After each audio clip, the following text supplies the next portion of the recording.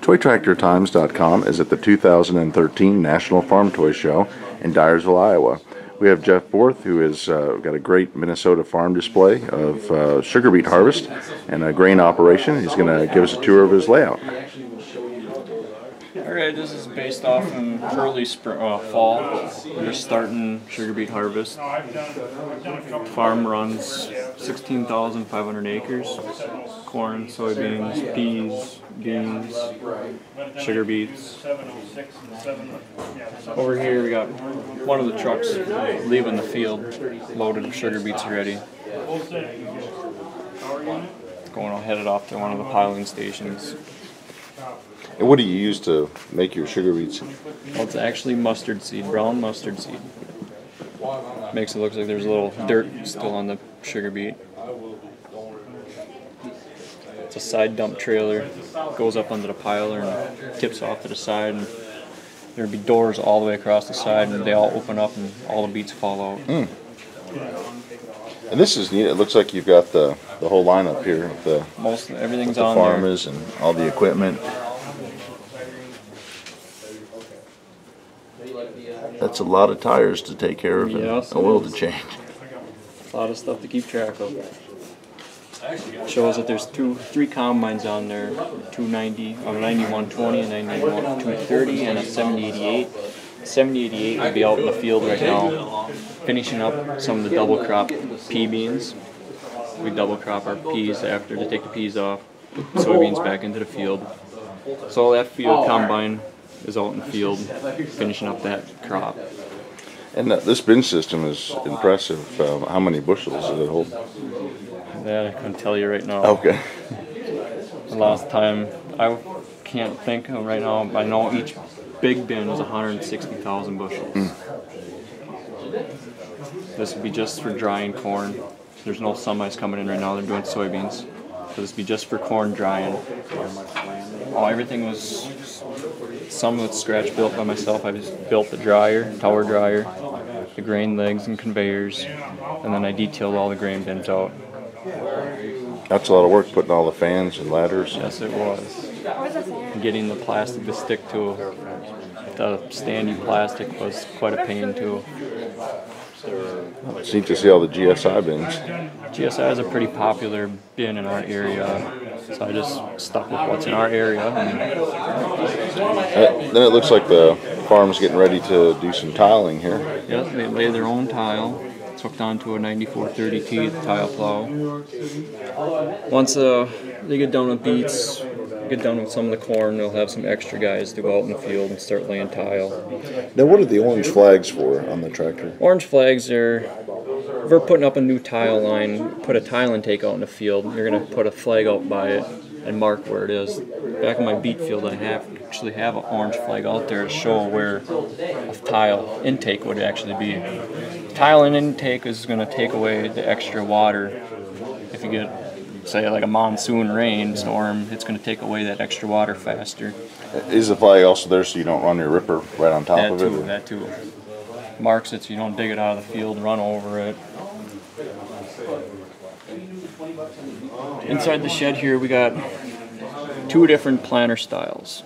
One set up on 12, it's a 12-row 22-inch planter, and the other is an 18-row 30-inch. The reason for two different row spacings is sugar beets are planted on 22-inch rows, and the farm also has got a DB 120 also set up on 30-inch, and that's used for corn and soybeans. We just never switched over. Now, what is the 18-row used for? That's used for corn. It's okay. Would be their smaller planter for corn planting, soybean planting. Plus the DB120 is a little bit too big for some of the fields, and that's just good for getting the wet spots too. Yep. Nice J&M 1150 grain built car. by Tommy Hicks. I actually got two of those for this display. The other one would be out with the other combine, finishing up with beans. And this is quite the sprayer setup here. That's an interesting story on the sprayer. Usually the sprayer gets unhooked during the spring after the late summer. It would get unhooked and ran on a cart tractor in the fall or something. But the farm ran out of time, so they just left it sit in the shed and wait till spring to use it. It's modeled after a top air 3-point mounted sprayer. 90-foot boom. And we've got the 9120 and 9230. They're all parked. They're a little dusty from the soybean harvest. Just parked, waiting to go for corn. Now what size you have Geringhoff heads over here? 16-row, 30-inch heads on those. We run 2 of those, and then we also have a 12-row for the 7088, but very seldom are we going to run all 3 combines in corn at one time. Just way too much corn to take out of the field. And we've got an empty trailer coming back to the field here. And waiting for that Volvo to come out of the field, the straight truck. now, do you run all Volvo trucks on your farm? No, we got a few international trucks too. We're running, I think, 7 Volvo trucks, and then 3 internationals it would be. And we see they're out here taking off the beets. Back here, this part right here, they're actually, we got the sugar beets right in front of them here. They're already topped. Topping is taking the foliage off the top of the beets. So can they fall right behind the topper? They don't have to let it dry out? They don't have to dry out nothing. You kind of only go a couple rounds in front of the beet lifter, and then after they get topped, the beet lifter's coming along and digging them out of the ground. Do you ever want to, can you top too many ahead of it if you get caught with bad weather? Or? The piler, if it gets too hot out during the day, the pilers are going to shut you down because they don't want to put beets into the pile if it gets above a certain temperature. So that's way towards shutdown, or you got a time that's shut down usually. You can't have any top beets out in the field. They got to be basically all harvested. Now, we got a, what model Agco tractor is here? That's a 275B. Okay. And what model 9R? That is a 9410R. And the dump carts are Ulick dump carts. Josh made those for me.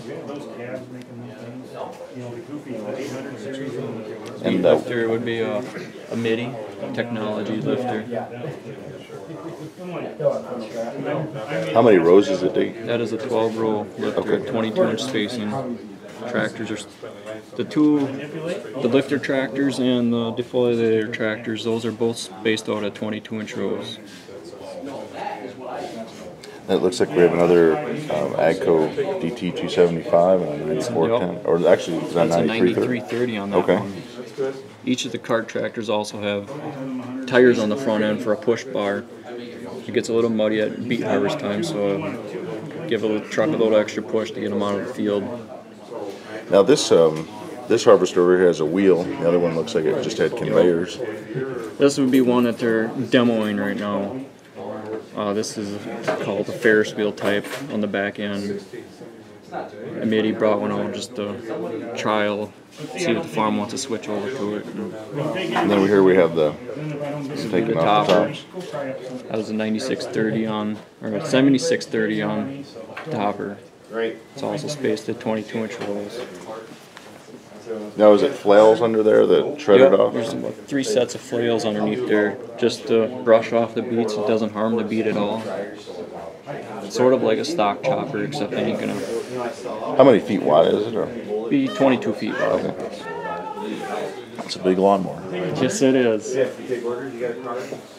then it looks like they're getting ready for some tillage. Now, once they get out of the field, get quite a bit of it out anyway, or close to done.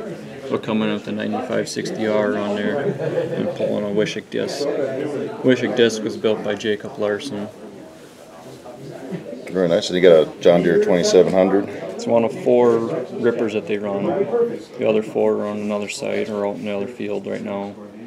That's some good heavy tillage. And it looks like it's some grain augers. And Yep. now in this shed you've got the 48 row corn planter, which is 120 feet 20 wide. feet. That's getting pulled by a 9430. And that's on a grain cart right now. That'd be on the Elmer's 1600 bushel grain cart. Now this is also quite the spray rig parked in here. It's a 176-foot boom sprayer on there. It's based off of real models. They're up in Minnesota. What model sprayer is that? It's 4420.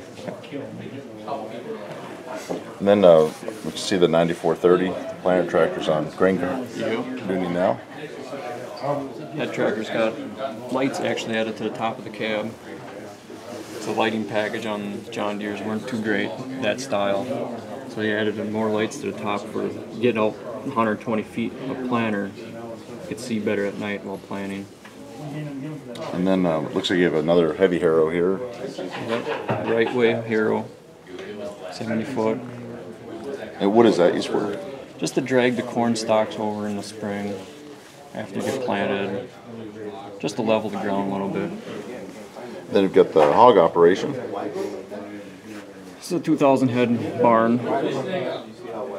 Got all the hogs that are about ready for market size. Some of them are marked in there, orange chalk. Now, is this the farm's spreader, or is it a custom crew coming in? This will be a custom crew coming in. This spreader is based off a real model one of my friends have back in Minnesota. That they went to the Balzer company, and the company made one for them. And they pull it with this one's pulling it with an 8870 here. What model Alice is on the pump? It's an 8070. Balzer pump and load stand. And it's a service truck for hauling fuel around for their tractors. That's a nice big setup. Doesn't take too many loads to empty out a barn at that, 12,000 gallons at a time.